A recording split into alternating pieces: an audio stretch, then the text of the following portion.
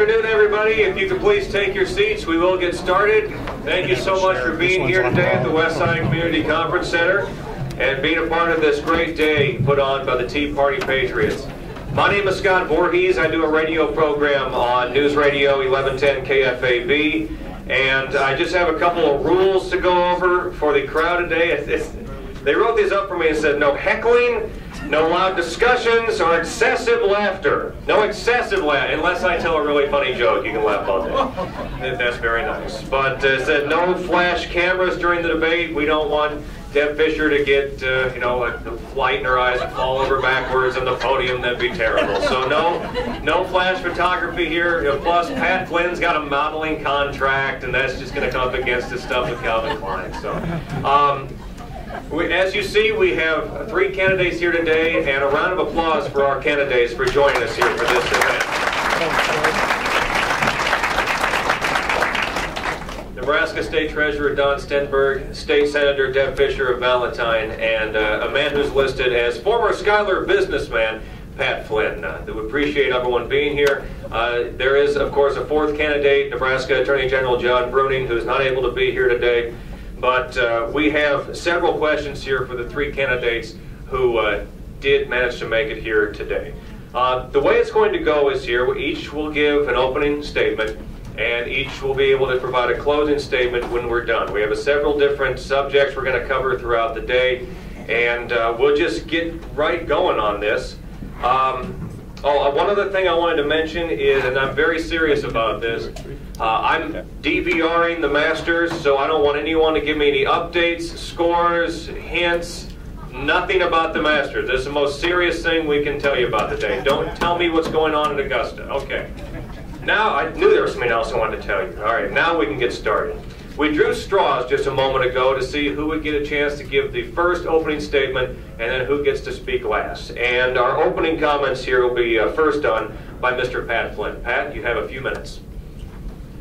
Hello, I'm Pat Flynn, and I believe the majority of America is more conservative than not. Unfortunately, we just keep moving further and further to the left, whether Democrats or Republicans are in power. And why is this? First and foremost is we are not electing leaders anymore. We're electing career politicians. And career politicians are really incapable of leading this country into the future because of their lack of experience in the business world. They don't know what it's like to have their back up against the wall daily in business. Number 2, Vladimir Lenin said this. He said the organized minority will defeat the unorganized majority every time. The silent majority in this country is getting crushed. It is my duty to help lead and organize this majority to victory and bring America back to its constitutional roots. I'm from Schuyler and the only businessman in this race. I grew up on a farm, worked in hog confinements for 8 years while I was in high school and college. At age 23, I started my own insurance investment business. I knocked on doors for 11 years, day in and day out.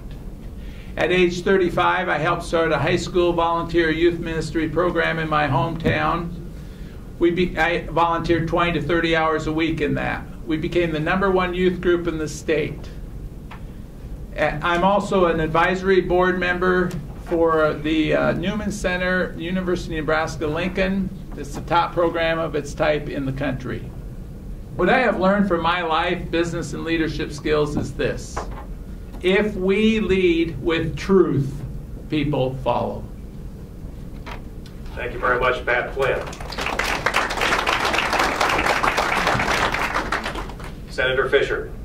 Thank you, Scott. Thank you all for being here today. It's great to see such a good crowd of interested people who understand the issues. I announced my candidacy for the United States Senate on June 28th, and since that time I have traveled all across the state. During a session now, I've been doing the job I was elected to do, so I'm busy on weekends and recess days.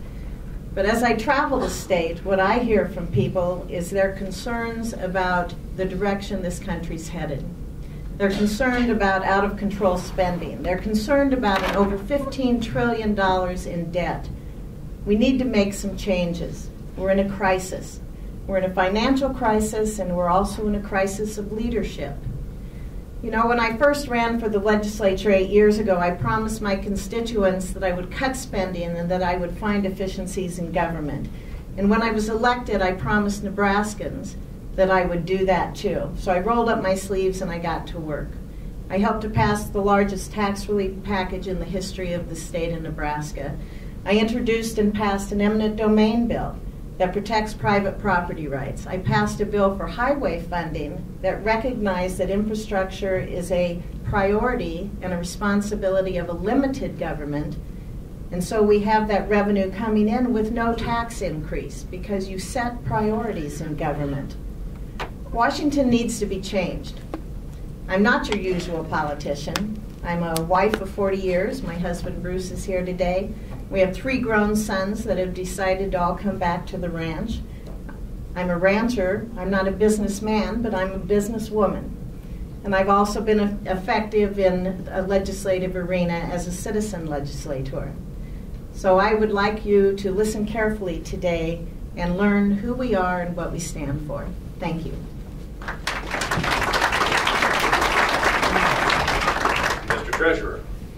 Thank you for coming out today. I want to begin by introducing my wife, Sue, here. And Sue and I have been married 40 years. We have 4 adult children and 8 grandchildren, 4 of whom we're going to go visit later this afternoon. I'm running for the United States Senate because our country's going in the wrong direction. And in order to go in the right direction, we need to send a proven conservative leader to Washington to represent us. Now, how can you tell which candidate is the genuine conservative when all of the candidates are saying pretty much the same things about most of the issues? And I believe the way that you need to do that is to look at the records of the candidates during their public career. Now, most people don't have a lot of time to do all that research, but there are organizations that do have the time and that have done that. One of those is the Senate Conservatives Fund, led by Senator Jim DeMint. Another is Freedom Works, a nationwide Tea Party organization. And a third is the Club for Growth. And these organizations are all committed to smaller government, lower taxes, less federal regulation. And that's the kind of people they want to help elect to the United States Senate. They have all examined the records of all of the candidates, what we have accomplished throughout our lifetimes, and they have all endorsed Don Stenberg for the United States Senate as the one they have the most confidence in of doing the same thing in Washington that he says he'll do here in Nebraska. So I would invite you, if you are looking for the genuine lifelong conservative to send to Washington, to join U.S. Senator Jim DeMint, U.S. Senator Mike Lee, who has also endorsed me, Freedom Works, and the Club for Growth. And I would ask for your support for Don Stenberg for the United States Senate. Thank you.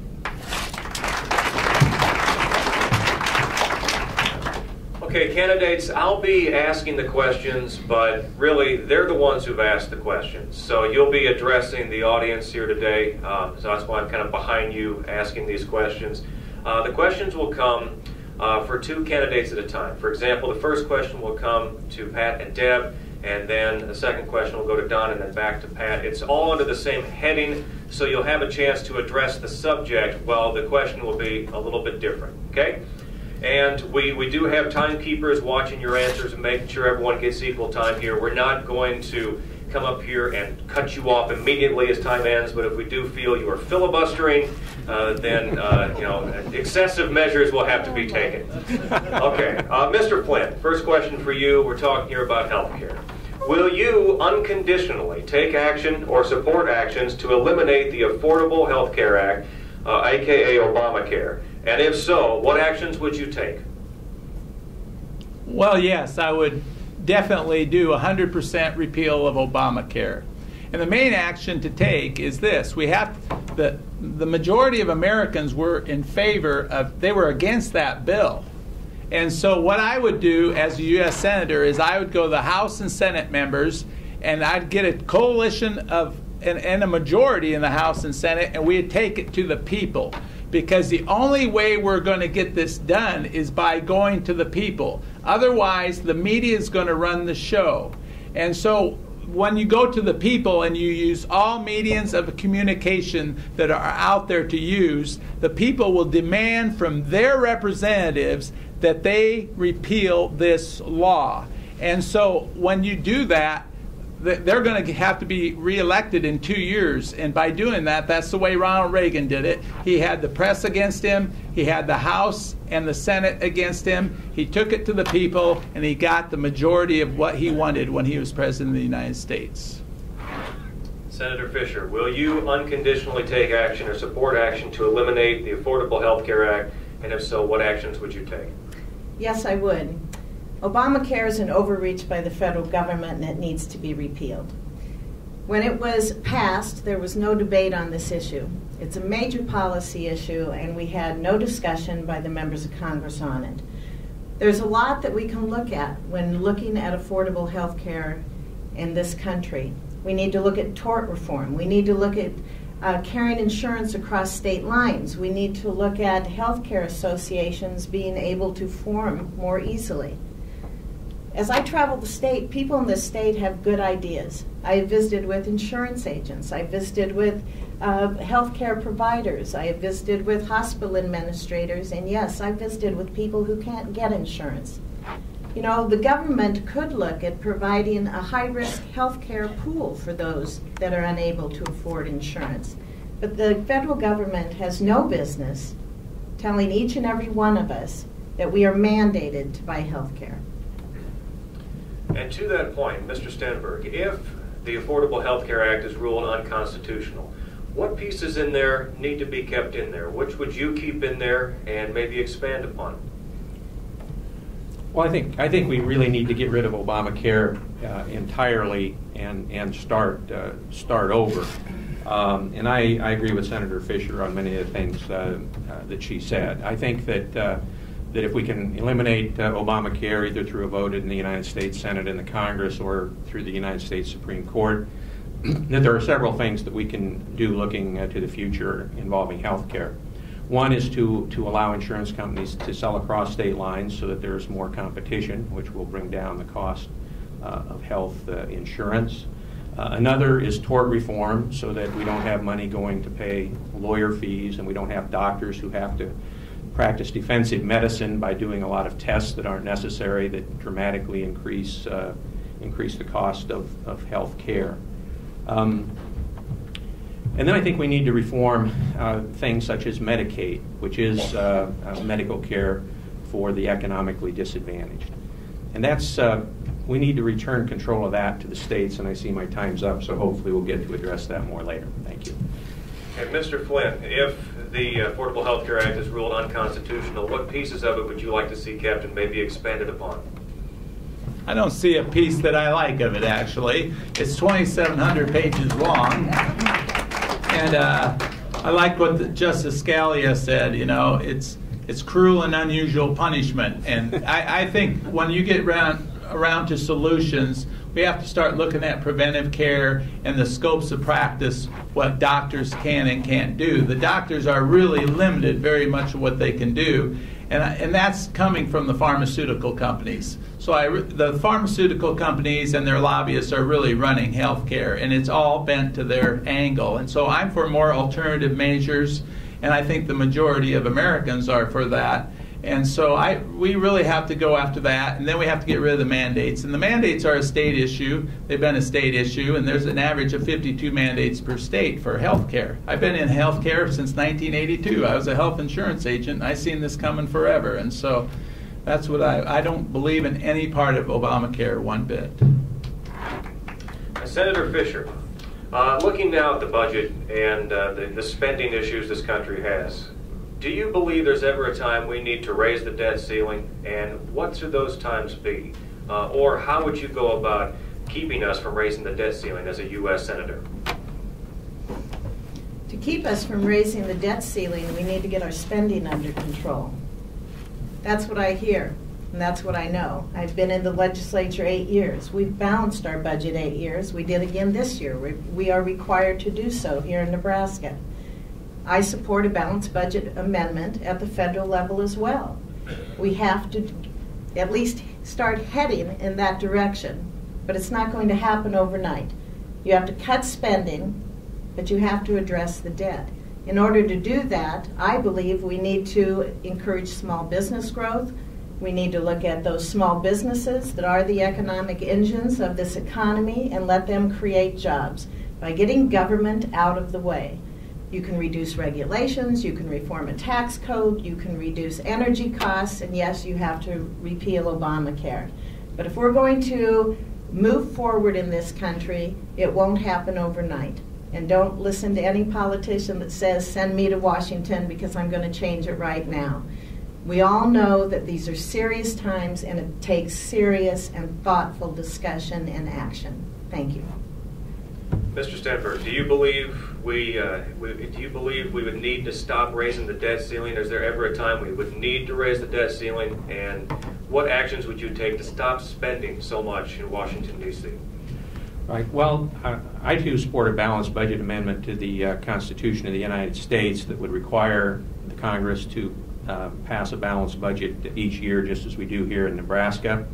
As part of that amendment, it would also require that in order to raise taxes, it would require a supermajority vote of the Congress, so that instead of balancing our budget by raising our taxes, the Congress would be more or less forced to balance the budget by cutting federal spending.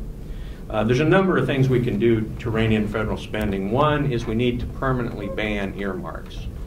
Earmarks are used to buy votes in the Congress for more spending and to vote for bad legislation. And just recently, Mr. Boehner, the majority leader of the House, is talking about bringing back earmarks in order to get a highway bill passed. In other words, he needs earmarks to buy votes to pass legislation. That's exactly the wrong thing. We have too much spending because there's too many people who are being bought off by earmarks. And our time is up, so I'd like to continue later on this. Well, I meant to say earlier that if you want an extra minute, you can ask for it judiciously. I'm not going to give it to you every time, but on this example, Mr. Stenberg, because this is your first time asking, would you like an extra minute to expand upon that answer? Sure, you bet. Okay, and everyone gets the same opportunity, but not every single time. All right. Okay. Well, and then we need to look at failed federal programs and failed federal agencies. One of those is the Department of Education, which has failed in its mission to improve K-12 education. I would eliminate the Department of Education, get rid of all of the rules and regulations on our local schools that are imposed by the federal government, and simply block grant whatever education money is advisable from the federal government without strings attached. I'd also eliminate Federal Department of Energy, except for the nuclear regulatory functions, for the same reasons. It has failed in its mission to develop our domestic energy resources and make us energy independent. What we need to do is get the federal government out of the way, open federal lands to oil and gas leasing, and let the private sector develop our domestic energy resources. We can do that. If we do that, we can become energy self-sufficient in this country within a decade.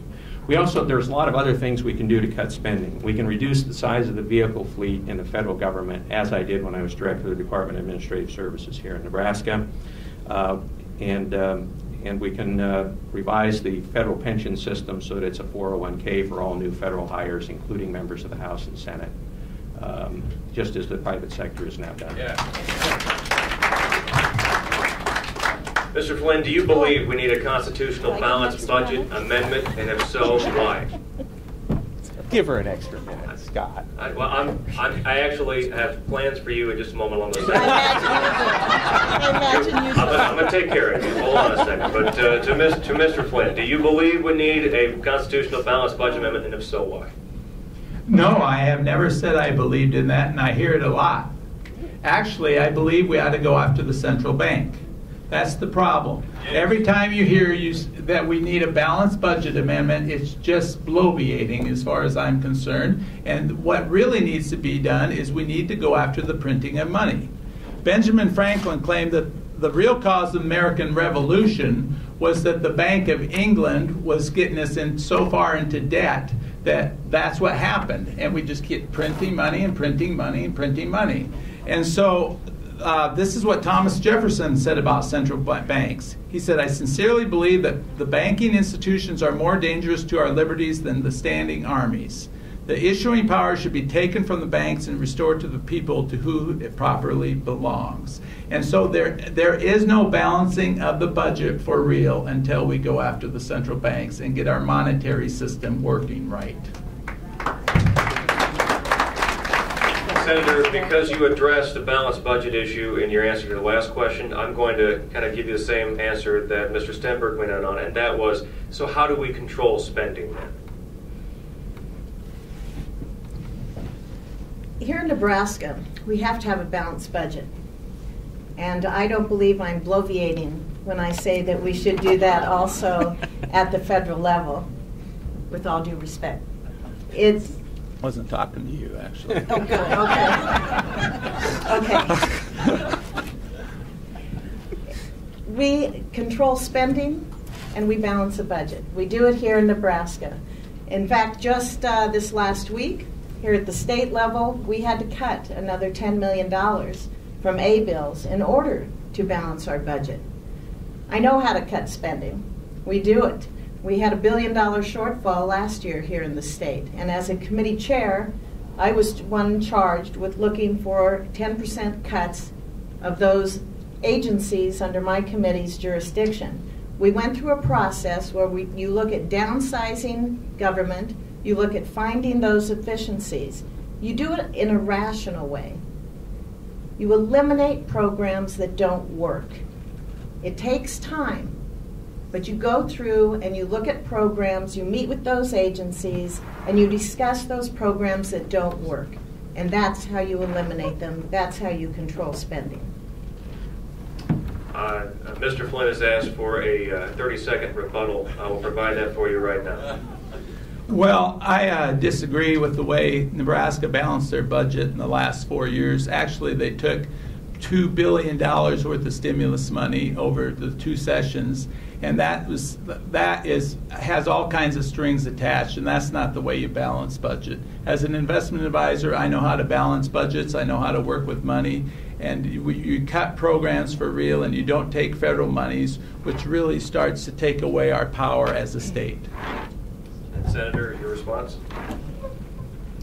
With regards to the stimulus money that came to Nebraska, our Governor Heineman in this state accepted that money, as did all the other 49 governors across this country. It's the job of the legislature then to appropriate that money. I believe that we made responsible decisions in how to spend that money. We did not create any new programs that have ongoing costs. We spent $160 million with regards to roads, and it was not new construction, it was maintenance, it was resurfacing. Other areas that we put money in were child welfare and corrections. And as I said, no new programs were created, so we saw no ongoing costs. Thank you. Mr. Stenberg, on the issue of jobs, what policies would you pursue to restore jobs in America? Well, I think we need to understand that it's the private sector that creates jobs. And the reason we've had one of the slowest economic recoveries in the history of our country has been for poor federal policy. I think there are several things we need to do to create the climate so that the private sector can create jobs. One of those is to repeal Obamacare. A second is to roll back the heavy federal regulatory burden that makes it so hard to do business and increases the cost of doing business. And I have 2 proposals to do that. One, legislation that would repeal each and every major federal regulation adopted by the Obama administration and make the bureaucrats go back and start over. Number 2, require that before any new major federal rule or regulation went into effect, that it be submitted to and voted on by the Congress of the United States before it could take effect. It's time we took the power out of the hands of the unelected bureaucrats and put it back in the hands of our elected officials, which is where the Constitution of the United States places it. And my time is up, but I have some more to talk about later. But I won't ask for another minute right now, Scott. Okay, I'm sure we'll get back on the subject, or I'm sure you can move back in that direction later, Mr. Stenberg. Mr. Flynn, what would you do to pursue and restore jobs in America? What policies would you pursue? Well, there's 4 pillars to jobs in America. Really, number 1 is debt, number 2 is spending, number 3 is the tax, and number 4 is the monetary system. And regarding spending, we need to, that would help companies right off the bat, is these regulatory agencies. I'm for reducing the EPA by 70%. I'm for eliminating the Department of Energy, the Department HUD, and the Department of Education, and I'm for a 70% reduction in the Department of Labor. Because really, these regulatory agencies are coming at businesses with all guns. And the fact of it is businesses are getting crushed right now, and I see them going out of business every day. And I've heard companies that have told me that the EPA said we can crush you any day of the week. I'm also for the fair tax that would get rid of the corporate tax, the income tax, the payroll tax, and the estate tax. That would give the biggest explosion to business in America that we've ever seen, and we can do more than compete with China then. Senator, what administrative departments do you believe have hurt the job market the most, and why is that? There's a number of agencies and departments at the federal level that I believe hinder our businesses and cause them grief. First of all, the EPA. I'm a rancher. I understand rules and regulations that are brought down by that department. As chair of the Transportation Telecommunications Committee, I have had dealings with the Federal Highway Administration. And that's another department that I think you could look at eliminating programs and possibly eliminating entirely. There's a problem when you look at the rules and regulations that are put on businesses in this country. And we faced it in this state too. In fact, my first priority bill, my first year in the legislature, was to put into place a process whereby citizens in the state of Nebraska could challenge a rule or regulation that had been implemented by a state agency. That's important. We need to have that oversight also at the federal level. Thank you, Senator. Mr. Stenberg, what administrative departments do you believe have hurt the job market the most, and why? Well, there's several. There's at least three, and there's probably more than that, really, but I'd focus on three. One is the federal EPA. Their overregulation is just astounding. They want to try and regulate farm dust. If you've ever been on a farm, you know what an impossible task that would be. They've passed regulations that are going to greatly increase the cost of electricity here in Nebraska and across the United States. OSHA is a second one that is imposing enormous costs on businesses, making it very difficult to operate. The Omaha Home Builders Association I met with several months ago, and they told me that new regulations imposed on them by OSHA is going to increase the cost of building a new home in Omaha by about 30%. And then we have the Department of Labor, and they have a variety of regulations. One of the most recent ones is a proposal that would prohibit young people from working on farms, such as to do jobs like detasseling corn, which I did growing up in Tacoma, Nebraska, and doing other farm labor, denying them the opportunity to earn money for college or for their own future expenses, and denying them an opportunity to get job experience. So those are three. Thank you, Mr. Stenberg. On the issue of national defense, Mr. Flynn, do you believe our national defense must be strengthened? And if so, what would you do to help strengthen it? Well, the number one reason for the federal government is to provide a common defense. And so I always believe we need to be strengthened. And I really believe that we should have what we spend on defense should be 4% of GDP. And so that's what I believe there. Number two is we tie a lot of our warriors' hands behind their back when they go into battle. And that's a sickening prospect, but it's a bad deal. And so I really think we have to get the pride of this country back again. And we need to quit going and nation building all over the world, because that's not working, obviously. And so when it comes to national defense, it's the most important thing. I also believe in a security defense initiative and a space defense initiative. And so we have to go after the Homeland Security thing. That's not a good deal. They've got too much power right now, and we need to trim them down a lot.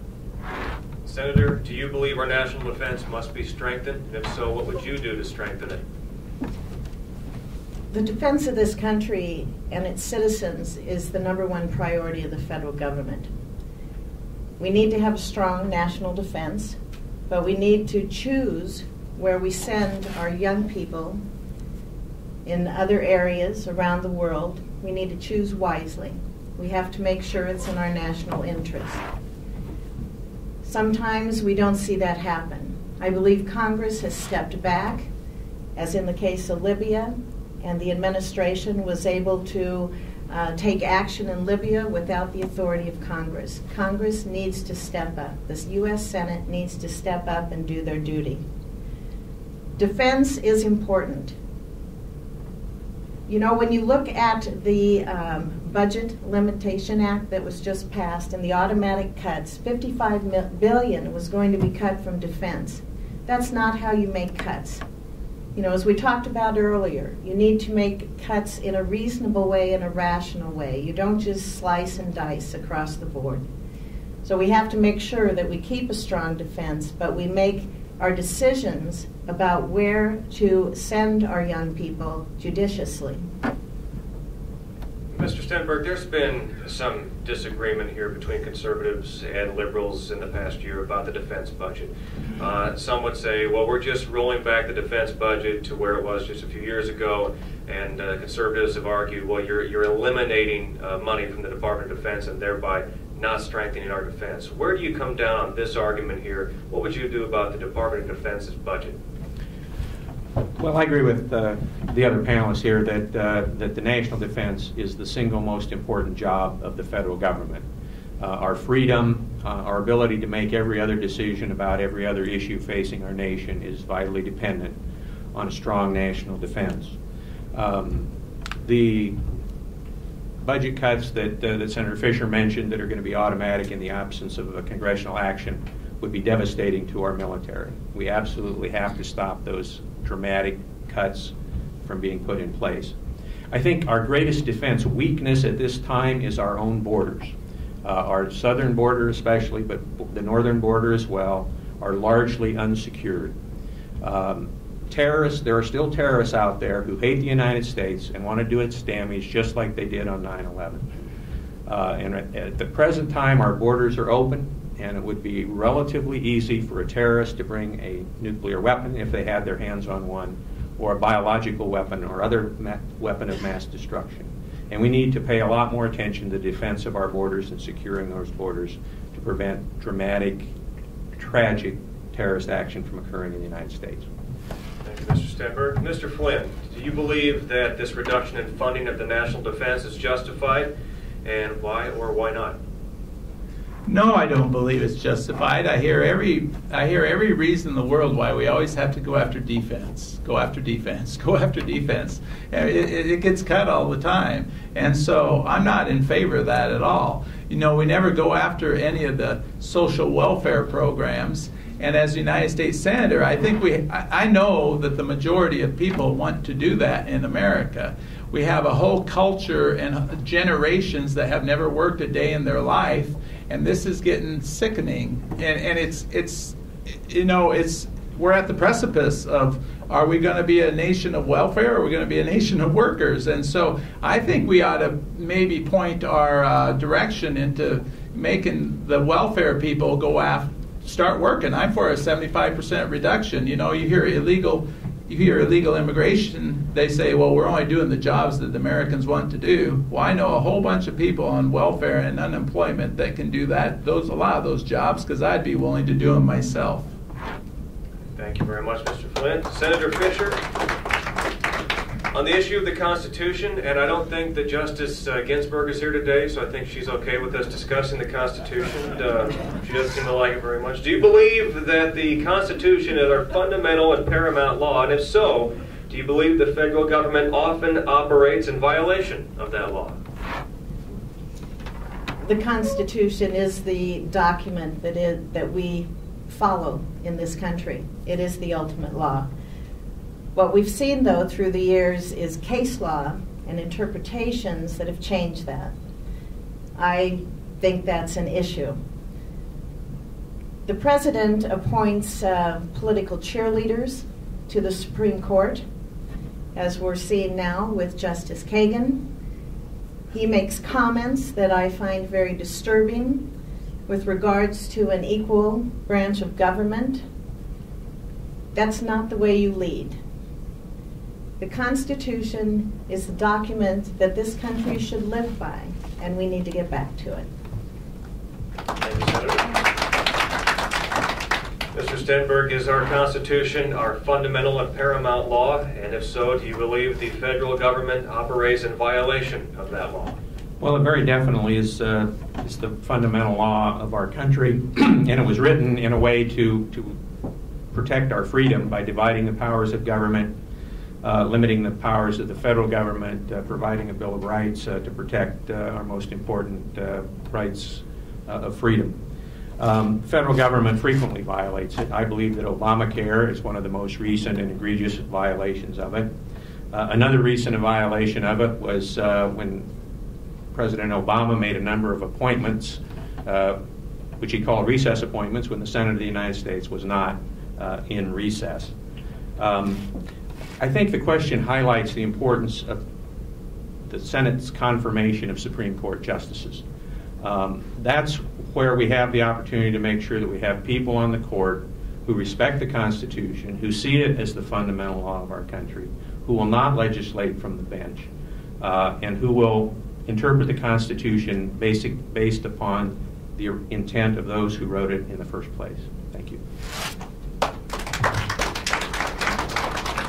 Mr. Flynn, if elected to office, what would you do if you believed the president or a federal agency were operating in violation of the Constitution?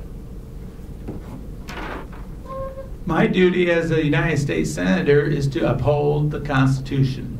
And so if they're in violation of it, they need to be impeached. And that's what I'm really saying. Why don't we do impeachment in this country? You know, that's what it was for. And we're supposed to uphold the Constitution, and it's been getting really shredded by both parties over the years. And so I'm really saying, if we go to the people, I believe that most of Americans anymore are becoming more and more concerned about our Constitution and are getting more and more involved in upholding the Constitution. So really, we take this message to the people, and the only way we're going to get this stopped is to get we, the people, activated and back President Obama or any other of these elected officials up against the wall and make them accountable for their moves. And I will do whatever it takes as a United States Senator to get that done. Senator, same question. If elected to office, if you believe the president or a federal agency were operating in violation of the Constitution, what would you do? As a U.S. Senator, it would be my duty to begin an investigation, and if necessary, then proceed through the impeachment process. It's easy to sit here and say, yes, I'm going to do this and I'm going to do that. These are serious issues. They are heavy issues. I went through an impeachment proceedings in the Nebraska legislature. It's a serious time. You need to be thoughtful about it, and you need to have the information available. So I believe that as a U.S. Senator, you need to begin those proceedings and make sure you have all the facts. If those facts lead to an impeachment, then of course that's the direction you have to go. Mr. Stenberg, Nebraska senators from both parties over the years have signed on with legislation that by some estimates are unconstitutional.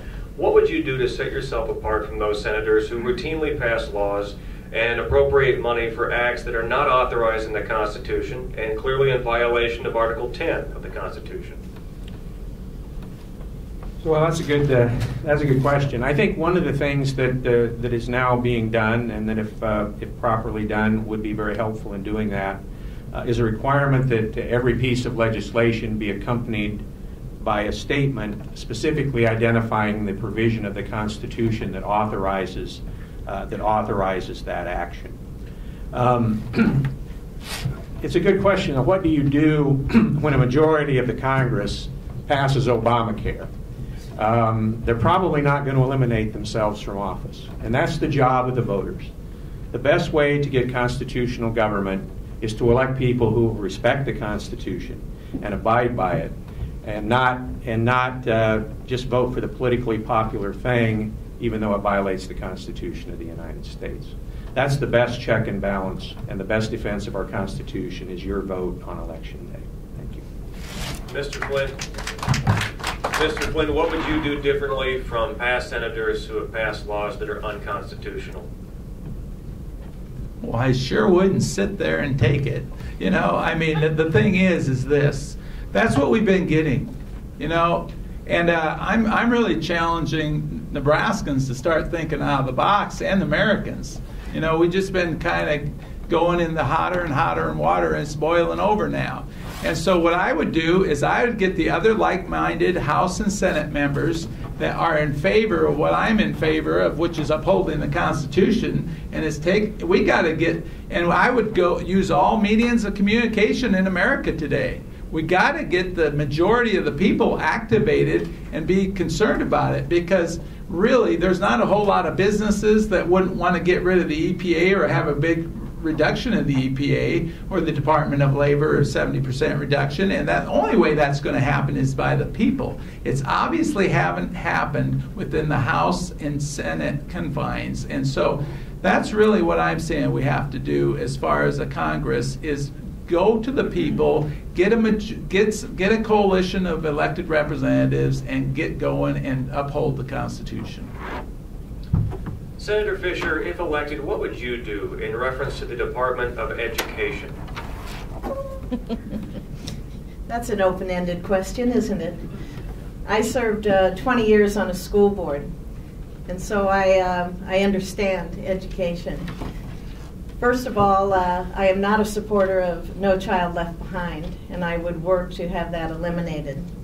I believe education and our children are best served locally, at the local level. That's where education needs to take place. When you have staff members, teachers that have to form tests to comply with No Child Left Behind, you're taking them away from their job, which is to teach our children. That's not necessary. The Department of Education, I believe, could be severely reduced, if not eliminated. There again, though, I would suggest that you have to look at each program and what that program does and if it truly has a purpose. Education, I believe, is a state responsibility that has been given to our local school districts, to the school boards, and especially to the parents in those districts. Mr. Stenberg, you're elected, and people come to you and say, Senator, what do we do about the Department of Education? What do you do? Well, I vote to eliminate it. K-12 education is not provided for in the U.S. Constitution. It is traditionally and historically a local function. I would vote to eliminate the Department of Education, eliminate all of the rules and regulations that go with that, including No Child Left Behind, block grant whatever federal money that we're going to provide to the states, and leave it to the states and especially to our local school districts to provide for K-12 education. The bureaucrats in the Federal Department of Education are highly paid folks that fill up a building or two in Washington, D.C. They don't educate a single child. They write rules and regulations that require time, expense, and take the time of our teachers away from our kids to comply with and to do the paperwork. We need to eliminate the federal rules, the federal paperwork, and free our teachers and principals and superintendents to do the job of educating our kids without the heavy hand of the federal government pressing down on it. Thank you.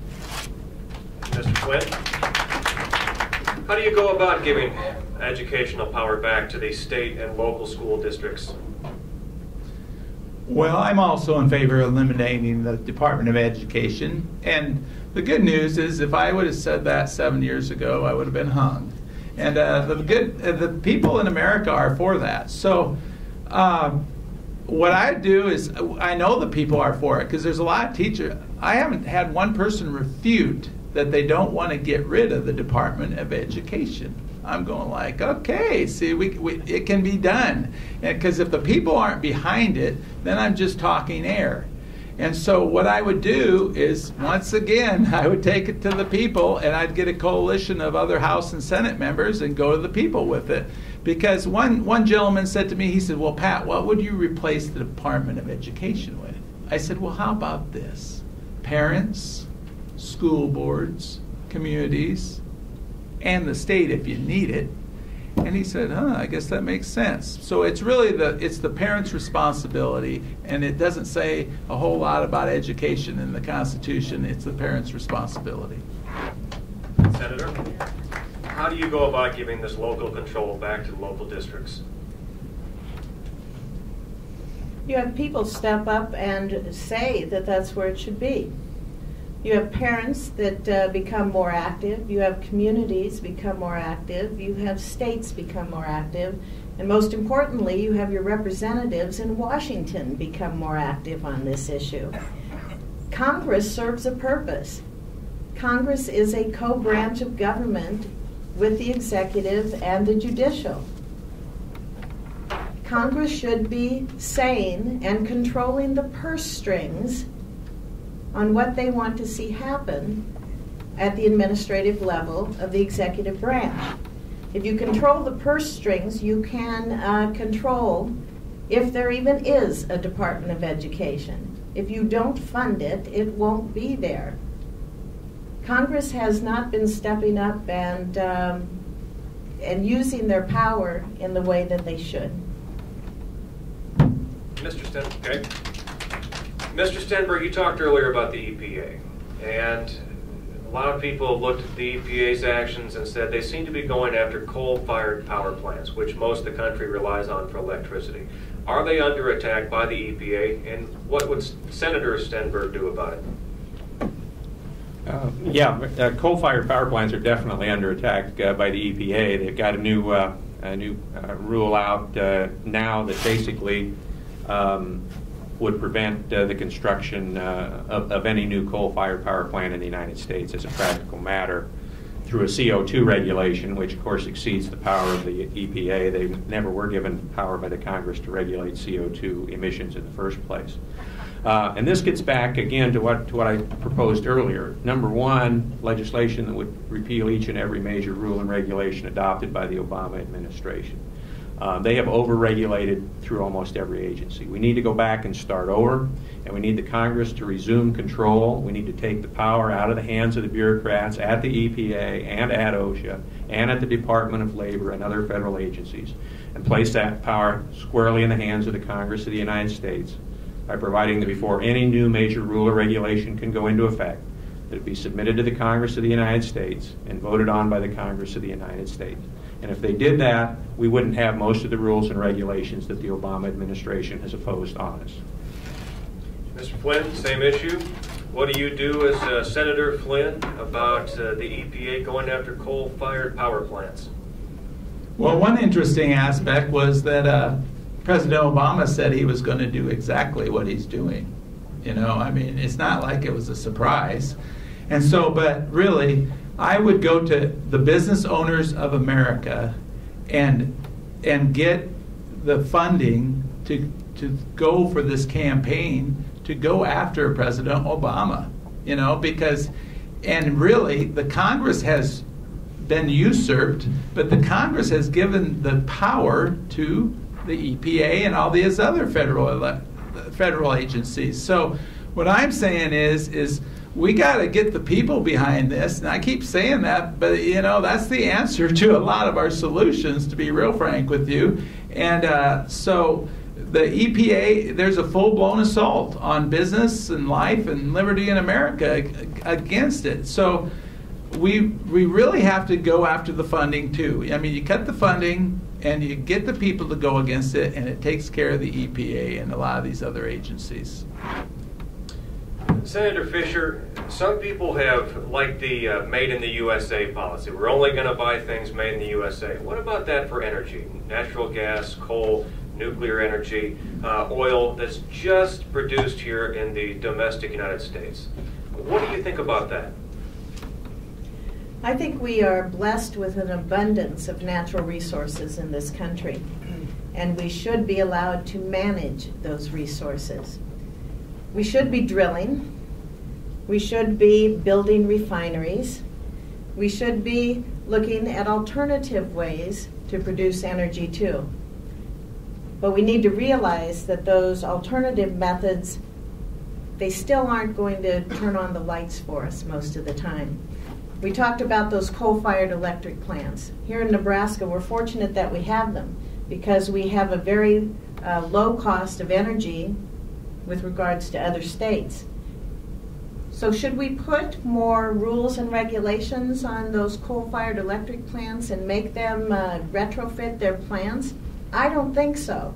Not for a 1% reduction in emissions. We need to use common sense here and look at the costs to businesses, the cost to we the consumers when you're making those rules and regulations. We have the resources in this country to move forward and produce the energy that we need, and we need to do so. Mr. Stenberg, do you support a national energy policy that just uses resources produced here domestically? Well, I think the better approach is to adopt policies that will make us energy independent, that rely on the free market and free enterprise to do that. The United States, no thanks to the federal government, is now energy independent in natural gas. Fracking techniques have allowed us to bring the cost of natural gas down to just over $2 per million cubic feet. Incredibly low price, and we're now in a position where we may see exports of natural gas because we're producing more than we can consume in this country. We need to do the same with oil. That gas was developed on private lands. A lot of the oil is on federal lands. We need to open our federal lands to oil development, and within a decade we can be energy independent on petroleum resources. It will greatly bring down the cost of diesel fuel and gasoline in this country. And coal remains a viable resource. And again, all we need to do there is get the government out of the way, and we can use coal to produce low-cost energy for our country. Mr. Flynn, the Federal Reserve, keep it, junk it, or change it? Junk it. Come on. And why? Well, number one, there's nothing federal or reserve about the Federal Reserve.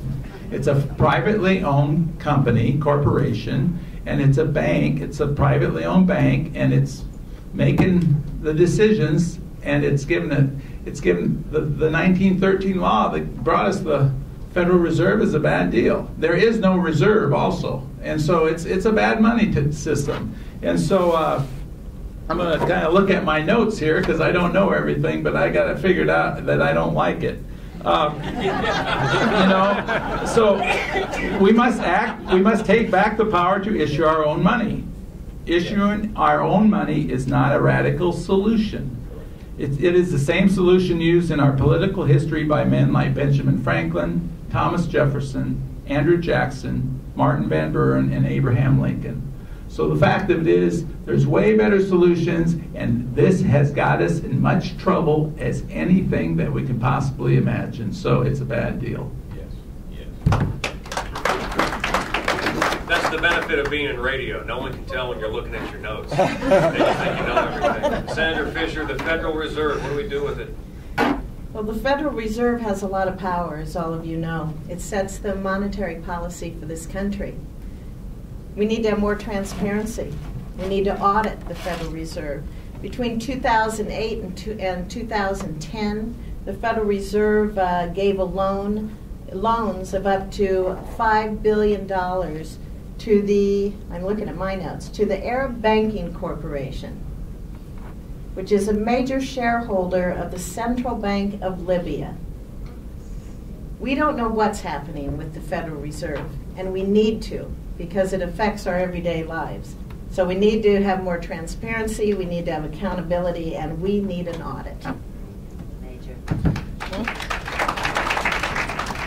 Mr. Stenberg, do you think the Federal Reserve has been a contributing factor in our recession, and if so, how?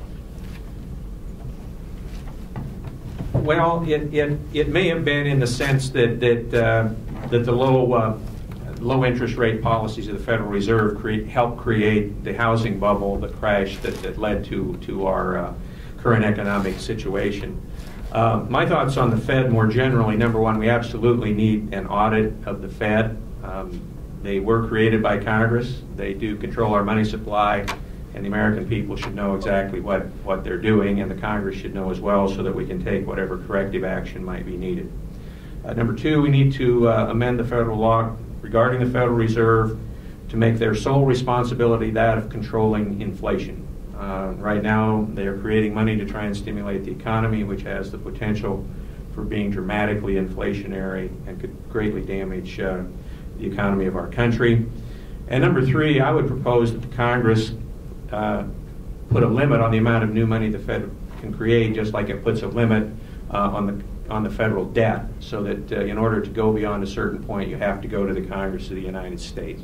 Thank you. Mr. Flynn, do you think the Federal Reserve has been a contributing factor in our economic downturn? And if so, how? Yes, as an investment advisor, I remember in the 90s when Alan Greenspan kept messing with the interest rates and trying to control the interest rates, and he was saying we weren't going to have a problem, and we were watching the tech bubble go up and up and up and up. And we all know what happened. The tech bubble burst. And so I think it's a huge issue of these central bankers trying to control our money situation, and they think they're trying to they're the strongest entity in the world right now. And the fact of it is they cannot be under that power. It's the duty of the people to be under that power, and Americans. And so as a U.S. Senator, I would be definitely after that Federal Reserve System. It is a huge issue. And I even hate to say junk it because it sounds so radical. But the fact of it is, it needs to be done, and they are a huge problem, and they're creating a very huge problem right now by printing money with no backing. In the interest of time, and because we got started a little bit late, I think I want to give each candidate 2 minutes here to address this issue, and just going to make it the same question for all three of you, because it's such an important issue in this country right now. I'll start with Senator Fischer. What do you do, if elected, about the price of gasoline in this country? We have to have a long-term energy plan. I remember the early 70s, the price of gas and the shortage of gas, and we saw lines outside of gas stations. And we were going to do something about it, weren't we? Nothing happened. We need to have a long-term plan, and we need to quit reacting when something happens. The price of gas is going to change when we have an energy policy that is in place. When we have an energy policy that allows us to drill on federal lands, when we have an energy policy that's friendly to drilling on federal lands, we need to allow, as I said earlier, refineries to be more easily built in this country. We need to look at pipelines, and I'm the only person up here who dealt with the pipeline issue the last 3 years, and we just did this last week again in the legislature. We have to look at the needs of this country and meet those needs. That's how you get the price of gas down. It's not by saying we're going to use the reserve of gas that we have in this country. That's not going to change it that much. We have to have that long-term plan, and we have to move ahead with it. Mr. Stenberg, what do we do about the price of gas in this country? What would you do? Well, to reduce the price of gas, you need to increase the supply, and it's especially helpful to increase our domestic supply so we don't have to rely on unfriendly, unstable foreign governments, and we can keep those hundreds of billions of dollars here in our country, improving our economy and creating jobs here at home. Number one, we need to open more federal lands to oil and gas, and especially oil exploration. That includes within the continental United States, in Anwar in Alaska, and off the coast of the United States. We need more leasing. We need less bureaucracy in the leasing process so that we can move forward. We can't have more drilling moratoriums like the Obama administration imposed some time earlier. Another thing that, in my opinion, we need to do is once all government approvals have been obtained for drilling a particular project, private lawsuits should not be allowed to further impede that process. As I mentioned earlier, we're now self-sufficient in natural gas. And the process used is called fracking, and the environmentalists are now out to try and make that a prohibited practice. Now, fracking is done usually in deep wells, maybe 3,000, 4,000, 5,000 feet deep, far, far below the level of drinking water supplies. And what we need to do is make sure that we don't let the environmental radicals continue to dictate energy policy in the United States and block what is now a well-used and very effective way of developing our natural gas resources and can be used to develop our petroleum resources. We need to stand up to the environmentalists, develop our domestic energy resources, and that'll bring down the cost of diesel fuel and gasoline, and it'll stimulate our economy and provide American jobs and keep those hundreds of billions of petrodollars here at home instead of sending them to the Middle East. Thank you. Mr. Flynn, what do you do about the price of gas if elected? Well, number one, we need to repeal the Commodities Futures Modernization Act, which happened in 1999, and really that made gas a speculative situation instead of a market-driven commodity. And in fact, it did that to all commodities. And so that's the number one thing, because we don't have an energy shortage, we have a speculation problem is what we really got. Number two, I'm for getting rid of the Department of Energy, and as far as the nuclear part, that can go to the Department of Defense. Because really, the Department of Energy has only been around since 1977, and we haven't, and their number one goal was to help us become energy independent. They have flunked, they have failed, they're out. And so the thing is, and then we go after the regulatory agencies, because the fact of it is this, that these regulatory agencies are really they're creating barriers that are not too hurdleable. It's hard to jump over them anymore. And so that's what I'm saying. But, you know, I'm saying this is about leadership. And when you're electing a U.S. Senator this time, you have to ask yourself, who's the best leader? Because I believe that energy is one of the most important, it's power is what it is. And so, the only way we're going to defeat the environmentalists, the leftists, is to get leadership and to help lead the cause of capitalism in America and remind Americans that we are Americans and we're independent people. And so we got to get back to the independence. And so it is about leadership, but those would be the number one and two things I would do. Okay, Senator, because of the open-ended nature of the question and the conversation, we start with you again on a new subject, but because of your actions this week in unveiling your immigration policy, this isn't catching you off guard. We've got cities like Fremont, states like Arizona, who have tried to come up with their own immigration policies, have been blocked by the federal government and other organizations. Do cities and states across the country, should they have the leeway to form their own immigration policies? Minute and a half now. Everyone, minute and a half. He's telling me I have less time now. Okay. Okay. You know, the actions that we saw in the Nebraska legislature this week with regards to the prenatal bill brought the immigration issue to the forefront again here in the state of Nebraska. The federal government's not doing their constitutional duty. They have a duty to secure our borders. They have a duty to protect us and protect this country. We don't know who's coming in, nor do we know what they're bringing. The states, I believe, need more flexibility from the federal government in dealing with this. We need help in processing and detaining illegal immigrants, illegal aliens, when they come to this country. That's how the federal government can help the states. I'm definitely a person who believes in states' rights. But immigration is a duty of this country. And I believe that the better route would be for the federal government to step up, do their constitutional duty, but offer states the tools that we need so that we can control the situation that we have here in Nebraska. Mr. Stenberg, are you in favor of cities and states going off on their own and forming their own immigration policies? Well, I'm in favor of state and local governments having the authority to effectively deal with the problems created by illegal immigrants in their communities.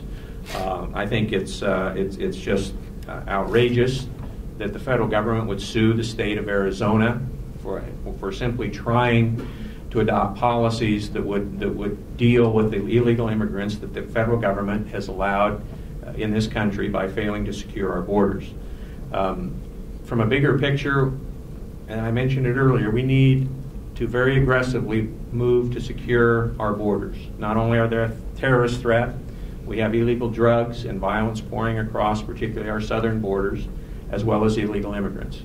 And I support the construction of a fence across the entire southern border, a double-wall fence with enough border agents to make sure that it is effective, and I believe that it would be.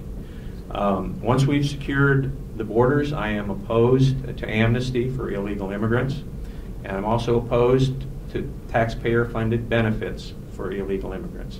The way to discourage illegal immigration is, number one, make sure that employers are not employing illegal immigrants, and you can use the E-Verify system for that. And number two, not provide welfare benefits to people here illegally. It is one of those two things, jobs more than the welfare benefits, but some of both, that attract illegal immigrants. If you eliminate those incentives and have a secure border, we'll be able to effectively deal with immigration. Thank you. Mr. Flynn, we have, according to several estimates, tens of millions of illegal immigrants already in this country, millions more who would love to be in this country. What do we do with these people? Well, number one, if they're illegal, in a sense, I'm an American, and I want to protect Americans, you know, and so that's my number one duty, is to worry about the Americans. And so I think we need to repatriate them, and we need to send them back to the U.S. visit program and sign up, and if they have a criminal record, they definitely can't come back. But my immigration policy is really saying this. Number one, we have to secure the border and militarize it. And number two, and because there is a huge leak. But number two is we hear the problem. It's like we're just doing the jobs Americans don't want to do. So I'm saying we put a lifetime maximum cap on unemployment benefits of 6 months. If they have a problem with it after that, if Americans don't want to work, I'm not going to feed them. You know, if you don't work, you don't eat in America. And so the same thing with welfare. We've created a whole culture of citizens. And so really, the illegal immigrants have to go back, you know, and we have to worry about Americans, not illegal immigrants. But I don't have a lot of mercy for them, really, in all sincerity, because they aren't always wanting to be Americans. They're using our system. Senator? Tens of millions of illegals already in this country, and millions more people who want to come even legally to work in this country. What do we do with these people? I do not support a path to citizenship for anyone who entered this country illegally. I do not support amnesty. In the legislature, I voted against in-state tuition for illegal aliens. I voted, I would have voted if we would have had a chance to get this passed, but we need the voter ID bill. We couldn't get that done. This week we had the prenatal bill. I voted against that bill.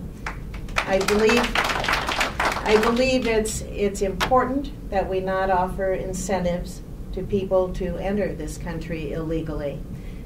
As to what we do with the people that are currently here, I think that discussion needs to happen after the borders are secure, so that we don't in any way encourage more people to come across those borders believing that they might be able to benefit. And with that, Mr. Stenberg, are you in favor of a national voter ID law? Yes, very much so. You know, the centerpiece of our representative system of government is the election process, and we need to be sure that we have an election process that is fair, that people aren't voting more than once, that dead people aren't voting, as they do in Chicago and other places, that the elections are fair. And you know, to cash a check, you have to show your driver's license, and to get on an airplane, you have to show some photo ID, and I could go down the list. And it seems to me that the central function of our democratic representative government is elections, and it's not too much to ask that someone prove that they are legally here and that they are legally entitled to vote. Thank you. Mr. Flynn, do we need a national voter ID law? Yes, I think that's very simple to figure out. You know, I mean, there's so much dishonesty in voters in the voter situation anymore, and so that's kind of a short and sweet answer, to be real frank with you. It's just that simple. You know, having a picture ID is no big deal to all of us, and I think that's the only fair way to do it. And we do not need the way it's been going. You know, there's a lot of crime going on when it comes to voting, so I'm in favor of that. Senator, do you believe that the president should have line item veto power? Yes, I do. I think it's important, especially if we have a Congress that continues to do earmarks in the future, which I hope will not be occurring. But it is important for a president to have that. We have that here in Nebraska, and I think it's very helpful, and I think it helps to keep costs down, and it helps to balance that budget. Mr. Stenberg, do you believe that the president should have line item veto power, and why? Well, I do. I would support that. It apparently will take a constitutional amendment to accomplish that. They try and accomplish it legislatively, and the Supreme Court threw it out. But I do think it's a great tool. The governor of the state of Nebraska, I think the governor of almost every state in the union, with a few exceptions, has a line item veto authority. And it allows a president, if he or she is of a mind to eliminate a lot of wasteful pork barrel spending from the budget. So yes, I've long supported a line item veto for the President of the United States, but that's no substitute either for a balanced budget amendment to the Constitution of the United States, which we also need. Mr. Flynn, I love the way this question is worded. You know, a lot of politicians, they run for re-election, and then the election comes up, and whether they're voted to stay in there or whether they're voted out, they still have a few more months to either do their constituents' bidding or wreak havoc with the system. So the way this question is worded, will you promise not to vote for critical legislation during a lame duck session like what happened when the START 3 treaty was voted for and approved? Well, that was a big question.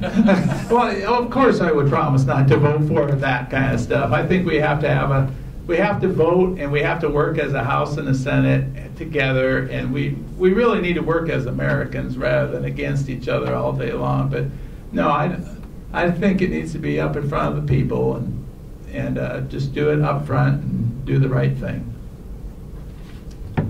Senator, do you want to tackle that issue as well?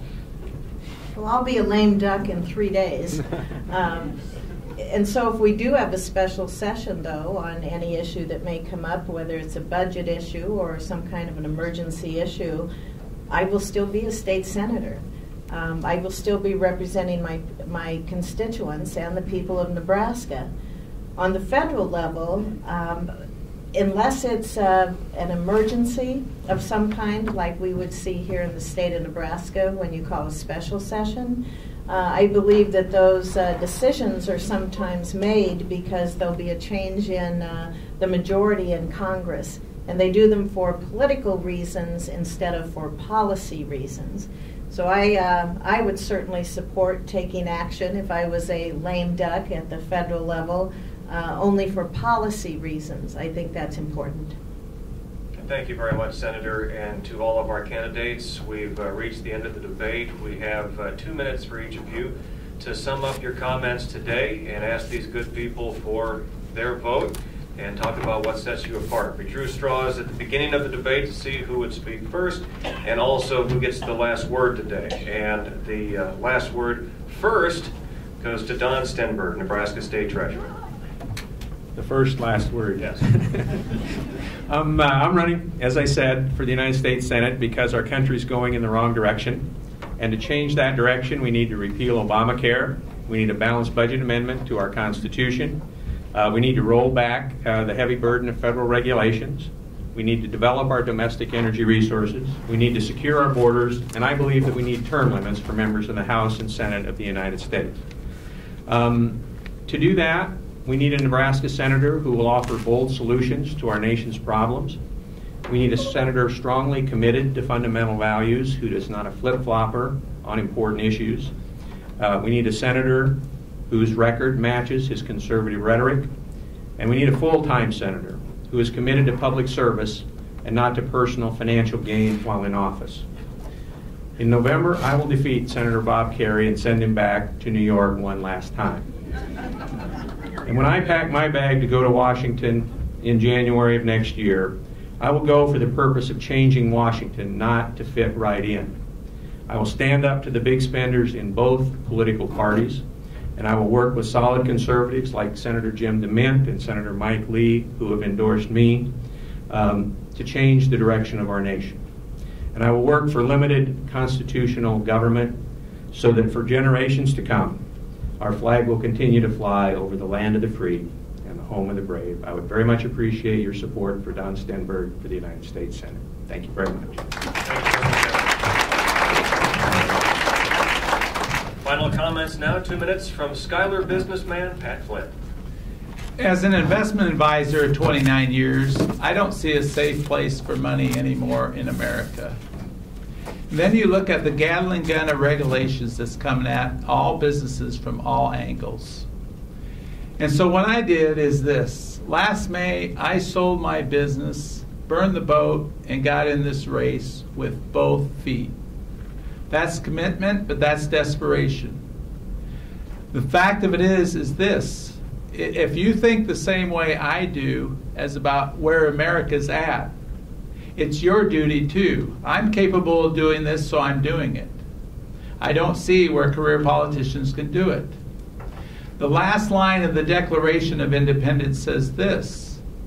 It says, and for the support of this declaration, with a firm reliance on the protection of divine providence, we mutually pledge to each other our lives, our fortunes, and our sacred honor.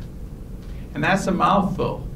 Because really, as a businessman and an American, I see it, whether it's either their neck or ours when it gets right down to it. And I'm asking you to do the same thing as far as giving your lives, your fortunes, and your sacred honor to America and our campaign. I'm asking you, if you want to help in your precinct, amongst your family, friends, and neighbors, to talk to Laird Dirks over at our booth back there. Number 2 is to contribute to our campaign financially. And number 3, some of your sacred honor with your prayers.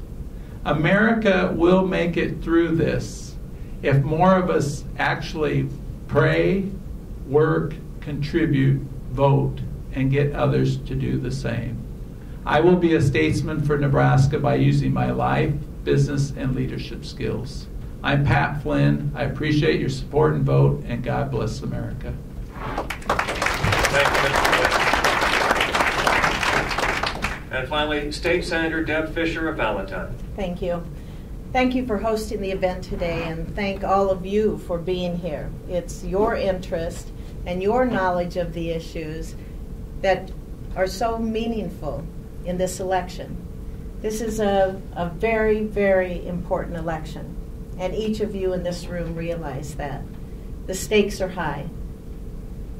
I've been effective in the legislature. I've taken on tough issues. I've worked with my colleagues, and I've worked hard to build consensus on those tough issues, like capping occupation taxes, like offering tax relief, like eliminating the estate tax. We can do that at the national level too. We can do that in the United States Senate. These issues are very serious and they're very difficult. But I happen to believe that America's brighter days are in front of us. They're still ahead for us in this country. and I'd like to help solve the challenges that we face as a country. So I ask for your help, and I promise you, as I promised my constituents 8 years ago, I will work hard, I will be honest, I will serve you with integrity and dedication. And I'll roll up my sleeves and I'll fight for you in Washington, just like I have in Lincoln. Thank you.